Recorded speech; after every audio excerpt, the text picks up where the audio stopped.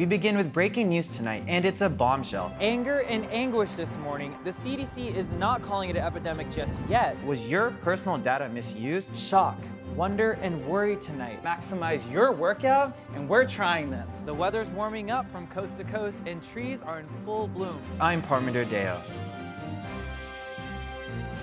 Anger and anguish this morning after a deadly crash along this bridge has two families grieving. A selfie gone wrong, a group of teens falling 15 feet because of a broken railing. But lucky for them, a couple was standing nearby. So guys, remember the stone's moving, we gotta walk.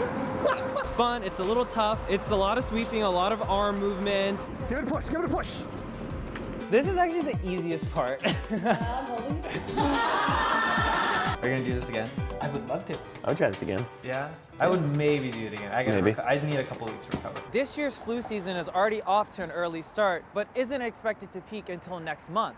The CDC is not calling it an epidemic just yet, but it's already shaping up to be the worst season since 2015.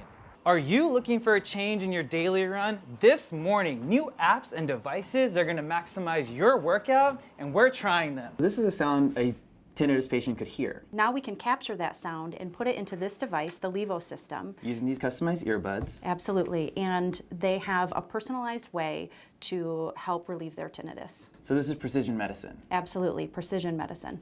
We've used the one-size-fits-all approach for medicine for a while. Why is that a problem? It was the best we could do, but if it's not taking account of your individual genetics, environmental exposures, health behaviors, it may not be a good fit for you. We ought to be able to do better. By the end of this year, the Affordable Care Act will be completely gone.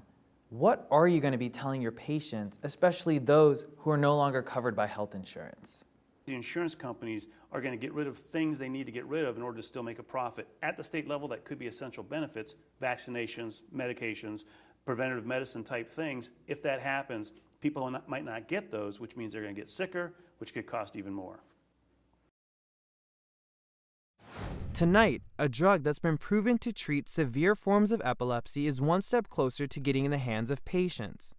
The FDA's advisory panel unanimously recommended that Epidiolex be approved. The drug's active ingredient, the marijuana derivative cannabidiol, also known as CBD. What this drug doesn't have, the ingredient in marijuana that gets people high, THC. This is a historical moment in American medicine. It is a huge win for science, and most importantly, it's an enormous win for people with epilepsy. People like 13-year-old Jack Zelkowski of Connecticut, who we first met last year, his mother, Jenny. He was having seizure after seizure. Up to 20 epileptic seizures a month. But when Jack started taking CBD in a clinical trial, the results were dramatic. Now he rarely has a seizure. Doctors at today's hearing said CBD reduced seizures by up to 50%.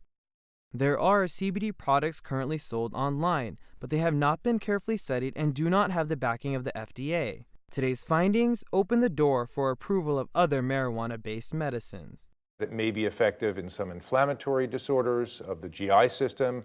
There's evidence that it may be effective in some psychiatric disorders like anxiety and schizophrenia. Final FDA clearance is expected in June, and the drug could be available by the fall. Parminder Deo, NBC News. I'm going to take a look in your throat here, okay? The new numbers from the CDC are no surprise to Dr. Kate Katzung, another patient with flu-like symptoms ending up in her ER. Good.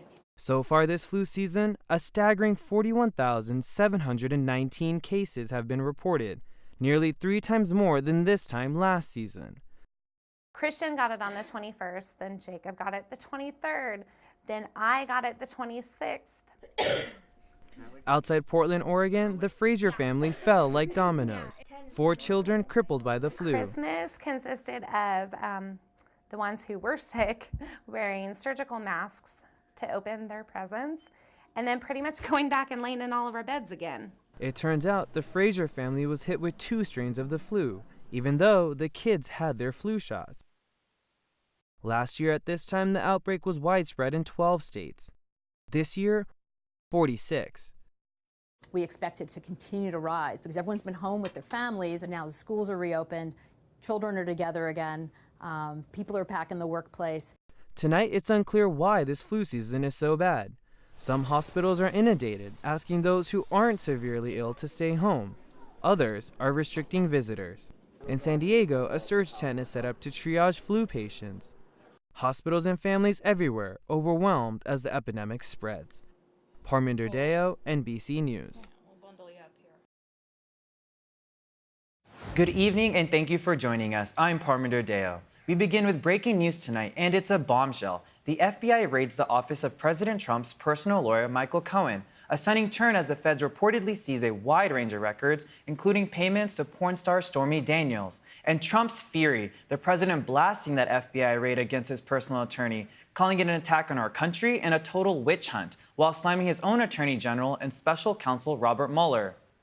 A deepening crisis, the U.S. now weighing all options in the wake of that suspected chemical attack in Syria. We're waiting on the president's critical decision. Will he order a military strike after that horrifying chemical attack? Also tonight, was your personal data misused? Facebook set to reveal who got hit as Mark Zuckerberg goes to Washington today. The Facebook CEO prepares to face a grilling from Congress. The issues at stake, that massive user data breach, and what the social media giant is doing to protect your privacy. We're live on Capitol Hill. A tragic mix-up in that bus crash that killed 10 young hockey players. Authorities now say one teen who they thought survived actually perished, while another family preparing to bury their son is told he is alive. Those stories plus a harrowing escape. Young girls forced to jump for their lives from a burning balcony as fire engulfs their dance studio. And the boys of winter, the Cubs home opener postponed because of snow. But good news, say our meteorologists, with promises of warmer weather finally on the way.